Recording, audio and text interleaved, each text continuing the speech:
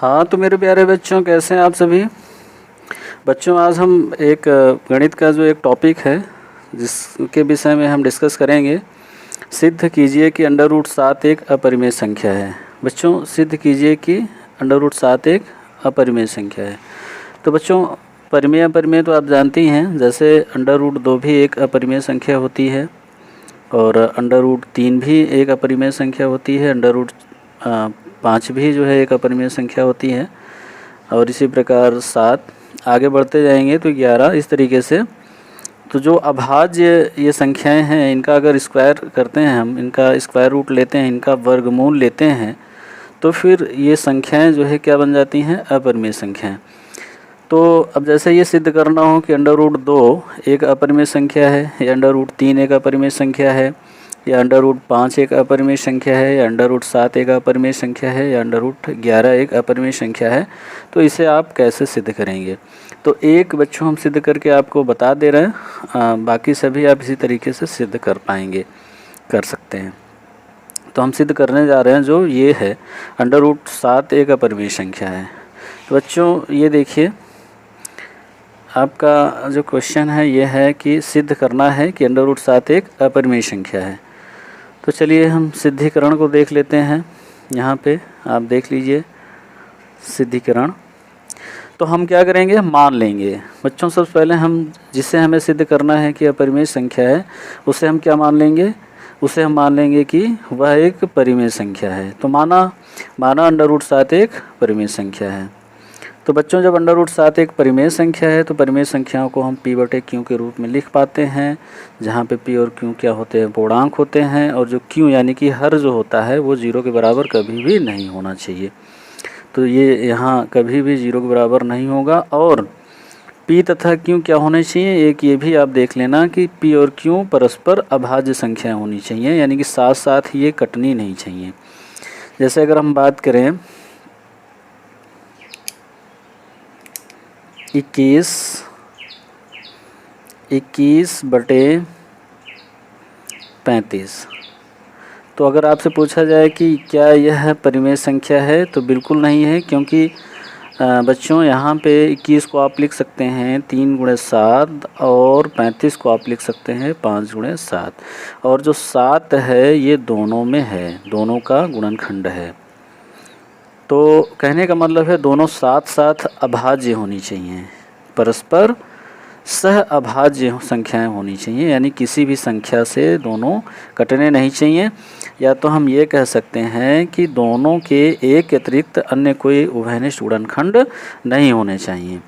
तो यहाँ पे हमने मान लिया, जब ये इसको हमने परिमेय माना, तो p बाई q के रूप में हमने जब माना, तो इसमें हमने ये मानने पर ये हमें पता चला कि p और q क्या है? p और q के एक अतिरिक्त अन्य कोई उभयनिष्ठ गुणनखंड नहीं है।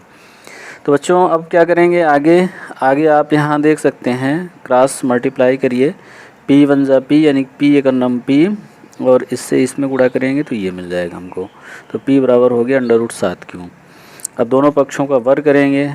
दोनों पक्षों का वर्ग करने पर जब वर्ग करेंगे तो रूट हट जाएगा, ये 7 हो जाएगा, ये p स्क्वायर हो जाएगा, ये q स्क्वायर। इसको हम समीकरण 1 मान लेंगे बच्चों। अब क्या करेंगे? यहाँ पे आप देखिए बच्चों, अब यहाँ आप देख रहे हैं 7q स्क्वायर। हमेशा जिसका गुणांक 7 हो वो 7 से विभाजित होगा, यानी कि ये जो 7q स्क्वायर है ये 7 से क्या है? विभाज्य है, बिल्कुल विभाज्य है। जब 7q स्क्वायर 7 से विभाज्य है तो ये किसके बराबर है? p स्क्वायर के बराबर है। तो p स्क्वायर भी 7 से विभाज्य होगा। और जब p स्क्वायर 7 से विभाज्य है तो p भी 7 से विभाज्य होगा। आप ऐसे देख सकते हैं, जब 36 6 से विभाज्य है तो इसका मतलब 6 भी क्या होगा? 6 से विभाज्य होगा, यानी कि इसका स्क्वायर रूट करेंगे तो वो भी 6 से विभाज्य होगा।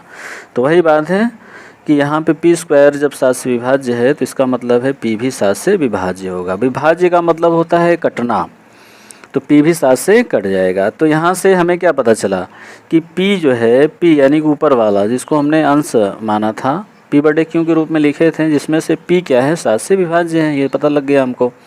अब क्या करेंगे? जब p 7 से विभाज्य है तो हम p को मान सकते हैं 7r, यानी कि p को, जो p संख्या p है उसको 7r के रूप में लिख सकते हैं, जहाँ पे r क्या है?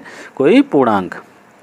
इसे 7 एकन्नम 7 आर अगर 1 2 3 4 5 रखें तो 7 14 21 है ना। तो ये सभी क्या हैं, 7 से विभाज्य होंगे। तो यानी पी को हम 7 आर के रूप में लिख सकते हैं और इसको समीकरण 1 में हम रख देंगे। समीकरण 1 हमारा ये है।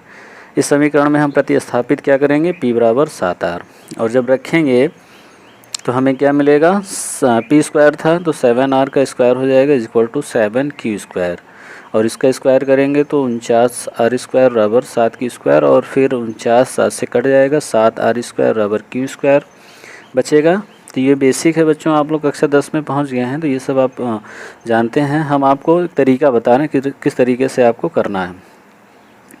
तब यहाँ पे आप देखिए इसको फाइनली जब ये आ गया तो आप इसको समीकरण नंबर 2 कह सकते हैं, या समीकरण संख्या 2 इसको मान लीजिए। तो यहाँ आप देख रहे हैं 7 आर स्क्वायर जो है 7 से विभाज्य है, बिल्कुल ये 7 का मल्टीपल है, यानी कि इसका गुणांक जो है 7 है, तो 7 से ये विभाज्य होगा। तो ये 7 से जब विभाज्य है तो ये क्यू स्क्वायर के बराबर है, तो इसका मतलब क्यू स्क्वायर भी 7 से क्या होगा, विभाज्य होगा। तो जब क्यू स्क्वायर 7 से विभाज्य है तो क्यू भी 7 से विभाज्य होगा। तो यहाँ से हमें पता चला कि क्यू भी 7 से क्या है, विभाज्य है। तो बच्चों हम क्या करेंगे, अब क्या जानेंगे, अब आप यहाँ पे देख सकते हैं पी भी 7 से विभाज्य हो गया और क्यू भी 7 से विभाज्य हो गया, यानी दोनों संख्याएं 7 से विभाज्य हो गई। इसका मतलब दोनों सहभाज्य नहीं हुई, तो परंतु हमने माना था कि पी तथा क्यू परस्पर सहभाज्य हैं, यहाँ दोनों 7 से विभाज्य हैं। अतः हमारी जो मान्यता थी, धारणा थी कि √7 एक अपरिमेय संख्या है, जो हमने माना था वो गलत सिद्ध हुआ। जब गलत हो गया तो जब परिमेय नहीं है, जब परिमेय नहीं है तो वह संख्या क्या होगी, वह अपरिमेय होगी।